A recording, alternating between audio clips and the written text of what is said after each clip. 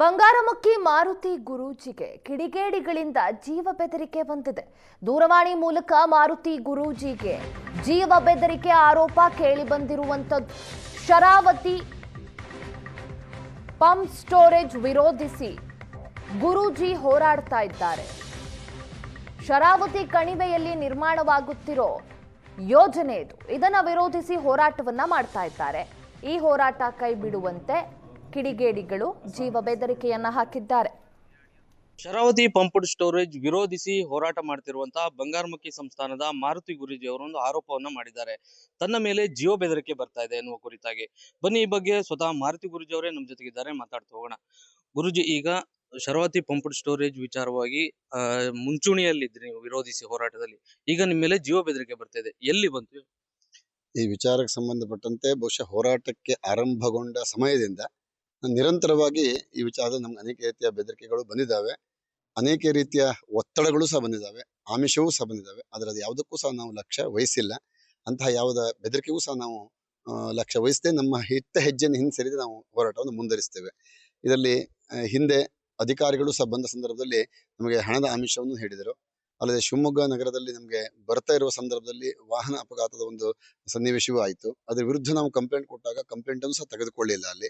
ಅದಲ್ಲದೆ ನಮ್ಮ ದೂರವಾಣಿಯನ್ನು ಸಹ ಹ್ಯಾಕ್ ಮಾಡ್ತಕ್ಕಂಥ ವ್ಯವಸ್ಥೆಯನ್ನು ಮಾಡಿ ಅನೇಕ ರೀತಿಯ ಒಂದು ಬೇಡವಾಗಿರ್ತಕ್ಕಂಥ ರೀತಿಯ ಒಂದು ಸಾಮಾಜಿಕವಾಗಿ ನಮ್ಮನ್ನ ನೀಚ ಮಟ್ಟಕ್ಕೆ ತೋರಿಸ್ತಕ್ಕಂಥ ಪ್ರಯತ್ನವನ್ನು ಮಾಡಿದರು. ಅದರ ವಿರುದ್ಧವಾಗಿ ನಾವು ಕಾರವಾರದಲ್ಲಿ ಈಗಾಗಲೇ ಸೈಬರ್ ಕ್ರೈಮಲ್ಲಿ ಕಂಪ್ಲೇಂಟ್ ಸಹ ಮಾಡಿದ್ದೇವೆ. ಇವಾಗ ಸರ್ಕಾರದ ಗಮನಕ್ಕೆ ತಂದಿದ್ರೆ ಹೇಗೆ ಗುರೂಜಿ? ಈ ವಿಚಾರದಲ್ಲಿ ನಾವು ಈಗಾಗಲೇ ಸರ್ಕಾರಕ್ಕೆ, ರಾಜ್ಯ ಸರ್ಕಾರ ಹಾಗೂ ಕೇಂದ್ರ ಸರ್ಕಾರಕ್ಕೆ ಗಮನ ತಂದಿದ್ದೇವೆ. ಅಧಿಕೃತವಾಗಿ ಪತ್ರ ಮುಖಾಂತರ ಅವರನ್ನು ಬರೆದು ಈ ಮಾಹಿತಿಯನ್ನು ಕೊಟ್ಟಿದ್ದೇವೆ. ಈ ಪಂಪ್ಡ್ ಸ್ಟೋರೇಜ್ ಏನಿದು ಸಾವಿರಾರು ಕೋಟಿಯ ಯೋಜನೆ, ಇಲ್ಲಿ ಬಲಾಢ್ಯರ ಕೈ ಇದೆ. ಇದಕ್ಕೆ ಯಾರ ಹಸ್ತಕ್ಷೇಪ ಇರಬಹುದು? ಈ ವಿಚಾರದಲ್ಲಿ ಯೋಜನೆಯನ್ನ ಯಾರು ಪಡ್ಕೊಂಡಿದ್ದಾರೋ ಅಥವಾ ಯೋಜನೆಯಿಂದ ಪರೋಕ್ಷವಾಗಿ ಯಾರಲ್ಲಿಗೆ ಪ್ರಯೋಜನಗಳಿಗೆ ಸಿಗ್ತಾರೋ ಅವರೆಲ್ಲರೂ ಸಹ ಇದರಲ್ಲಿ ಕೈವಾಡ ಇದೆ ಅನ್ನೋದು ನಮಗೆ ನೇರವಾಗಿ ಅರ್ಥ ಆಗ್ತಾ ಇದೆ. ಯಾಕಂದ್ರೆ ಅದಿಲ್ಲವಾದ್ರೆ ಇಂಥ ಒಂದು ಹೀನ ಕೃತ್ಯ ಮಾಡತಕ್ಕಂಥ ಅವಶ್ಯಕತೆಗಳು ಇರಲಿಲ್ಲ. ನೇರವಾಗಿ ಹೋರಾಟಗಳನ್ನು ಮಾಡ್ಬೋದಿತ್ತು, ನೇರವಾಗಿ ಚಿಂತನೆ ಮಾಡ್ಬೋದಿತ್ತು. ಅಲ್ಲದೆ ಸರ್ಕಾರಕ್ಕಾಗ್ಲಿ ಅಧಿಕಾರಿಗಳಿಗಾಗ್ಲಿ ನಾವು ಮುಕ್ತವಾಗಿ, ನೀವು ಬೇಕು ಅಂತಾದ್ರೆ ಓಪನ್ ಡೋರ್ ಡಿಸ್ಕಸ್ ನಾವು ಸಿದ್ಧ ಇದ್ದೇವೆ. ಬೇಡ ಇಂಡೋರ್ ಅಲ್ಲಿ ನೀವು ಡಿಸ್ಕಸ್ ಮಾಡಬೇಕು ಅಂದ್ರೆ ಅದಕ್ಕೂ ನಾವು ಸಿದ್ಧ ಇದ್ದೇವೆ. ಚರ್ಚೆಗೆ ಬನ್ನಿ, ಚರ್ಚೆ ಮಾಡೋಣ. ಚರ್ಚೆ ಮುಖಾಂತರವಾಗಿ ವಾಸ್ತವ ಚಿತ್ರಣವನ್ನ ಅರ್ಥ ಮಾಡಿಕೊಂಡು ಸಮಸ್ಯೆ ಪರಿಹಾರ ಮಾಡ್ಕೊಳ್ಬಹುದು.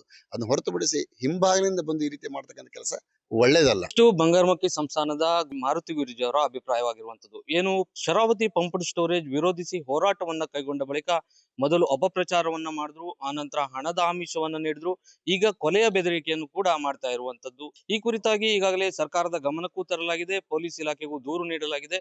ಈವರೆಗೂ ಯಾವುದೇ ಕ್ರಮ ಕೈಗೊಳ್ಳಿಲ್ಲ ಎನ್ನುವ ಕುರಿತಾಗಿ ಹೇಳಿರುವಂತದ್ದು. ಗಿರೀಶ್, ಏಷ್ಯಾನೆಟ್ ಸುವರ್ಣ ನ್ಯೂಸ್, ಕಾರವಾರ.